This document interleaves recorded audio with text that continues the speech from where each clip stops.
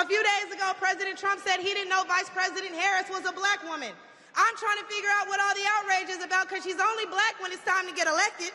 How can you be a champion for women's rights when you're taking away opportunities from biological women and giving them to transgendered ones? We cannot allow dangerous liberals who think things like this are okay into the White House, because my daughter will not be fighting a man at her wrestling match. What's going on, everybody? Welcome back to the channel. Hope all's good wherever you are. In this video, we're going to watch what the left should take note of, the Democrats should take note of.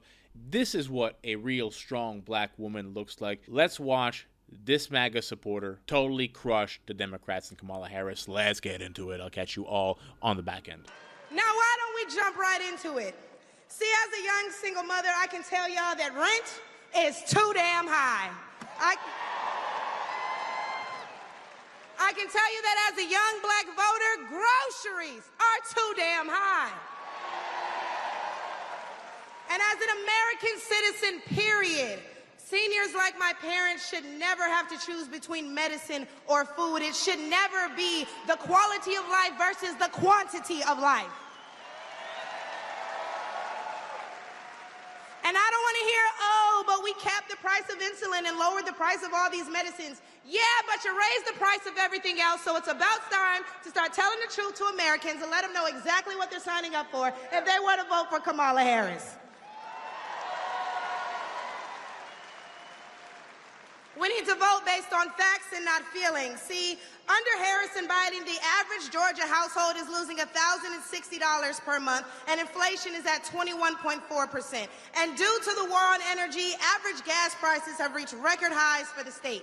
We also did a poll, and 80% of us black Americans are not happy with the current state of the economy, so I'm going to need 80% of y'all to vote accordingly in November.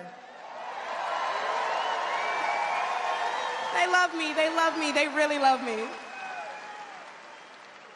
The left wants you to get in your feelings about things that have been said, but I want you guys to pay attention to what has been done.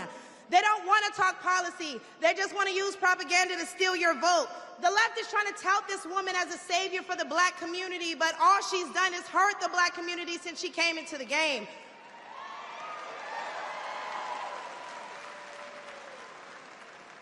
See, the first step in destroying the black community is to dismantle the black family. So aside from her record as a prosecutor, why don't we ask Mrs. Willie Brown if Kamala Harris cares about black families?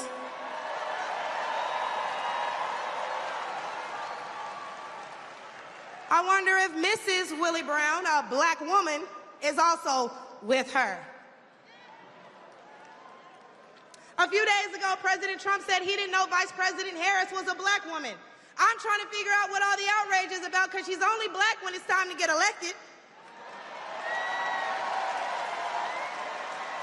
Did I lie?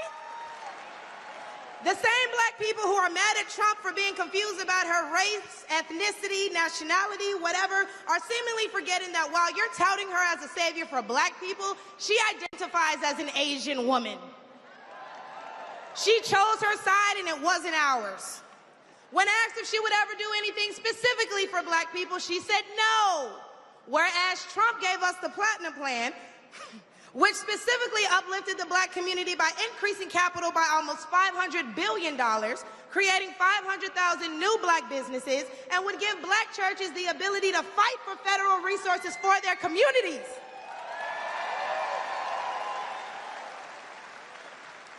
And why are we acting like strong borders aren't a thing literally everywhere else in the world? Since when has being patriotic been a crime? See, a few weeks ago at the debate, Trump mentioned black jobs. And a lot of people got in an uproar as if they didn't know what he meant. Well, we go to the polls and cast our black vote. We go to the stores and spend our black dollar. We live in our black community, but for whatever reason, we draw the line at a black job. Oh, but wait, because if you're wondering what a black job is, please, I encourage you all to drive through Atlanta at all these beautiful black-owned businesses and check and see who works there. Probably a black person working for a black entrepreneur, recycling the black dollar, creating black generational wealth.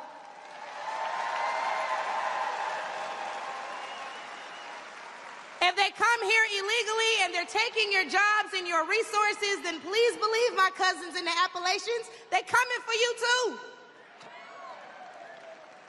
And y'all know Kamala Harris has yet to say Laken Riley's name. As border czar, she opened the border to millions of illegal immigrants that have flooded American streets with deadly drugs and gangs that have spiked overdoses by over 124% and brought more crime into minority communities. So how's that for black folks? But let's take race out of it. Just as a woman, period. How can you be a champion for women's rights when you're taking away opportunities from biological women and giving them to transgendered ones?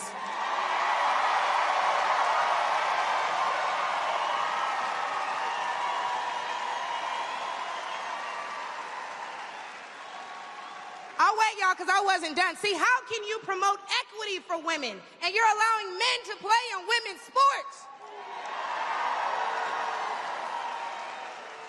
And what kind of feminist would still allow men to enter their sacred spaces, i.e. our bathrooms and school locker rooms? Do I even need to mention the opening ceremony at the Olympics? Or the fact that Angela Carini was forced to fight a man and told us that she's never been punched so hard in her life.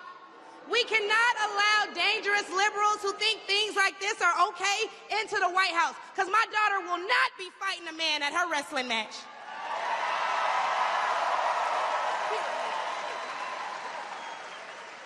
And what I think both men and women can agree on is that national security is important.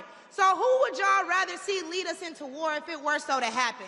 My silk-pressed sister Kamala or the big dog Donald Trump?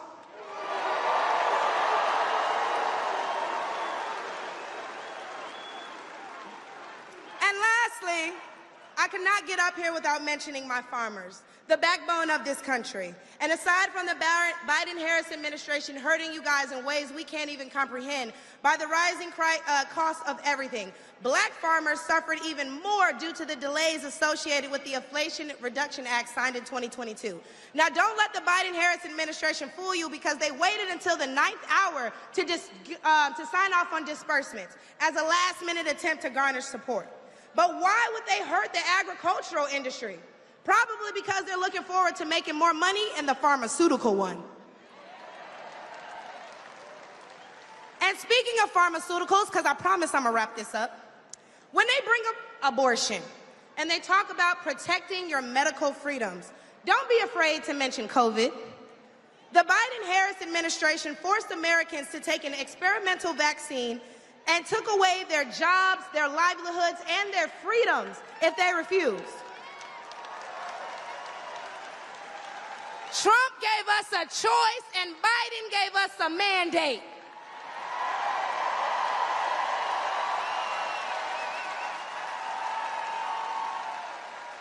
Hey, y'all, because I'm about to kill him with this one.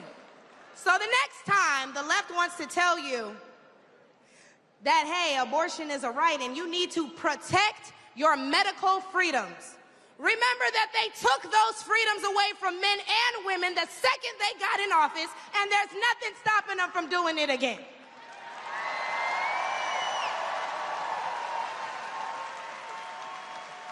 Clock it. So lastly, again, I'm going to encourage you all to vote based on the facts and not feelings. Oh, he made me feel so bad when he said that. Okay, but they hurt your families when they sent all your tax dollars overseas. Oh, it hurts my feelings when he acts like that.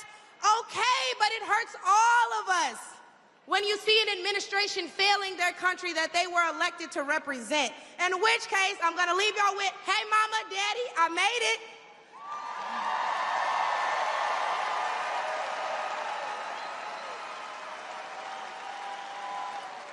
And my baby girl, Amaya, is somewhere in here, so we can all say, hey, Amaya, in unison, because she's the real superstar, y'all.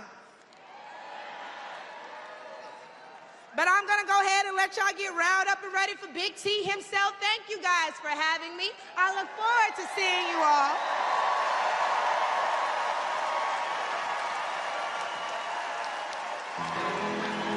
Everything she said, right, up until 5 minutes ago would be common sense in the world. These leftist Marxist ideologies. While China this week, the Olympics are so crazy. While China's out there this week pursuing its geopolitical ambitions, and Iran and Israel are doing their best to start World War III, Russia continues to fight a war on the eastern frontier. But the Western world, we spent another week focusing on the things that actually matter, like debating what a woman is and why punching her in the face is progress. We have the Olympic Games, where Angela Carini, the boxer, took a left hook to the face. She quit, and she said she's never been hit that hard in her life by someone with an XY chromosomes and testicles, so a male. I've watched breakdowns on this by evolutionary biologists. This should just be common sense. Nobody should have to watch these breakdowns. But the leftoids spent all week trying to explain to the people of the world that this XY chromosome male boxer doesn't have a penis, just male chromosomes, and enjoyed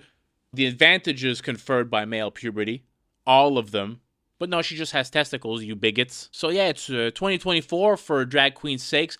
Be kind, and ladies, you just take those left hooks to the face by biological men and shut up and be happy with it. The next Olympics, we're going to watch domestic violence become a sport. Absolutely ludicrous. Not even close to as ludicrous as what we're doing to the 13 and 14 and 15-year-old little boys and girls, castrating them for gender-affirming care and giving double mastectomies to young ladies. Since Joe Biden's inauguration, they estimate that over 10 million illegals have entered America since his inauguration. That's about 300,000 people a month illegally entering the country.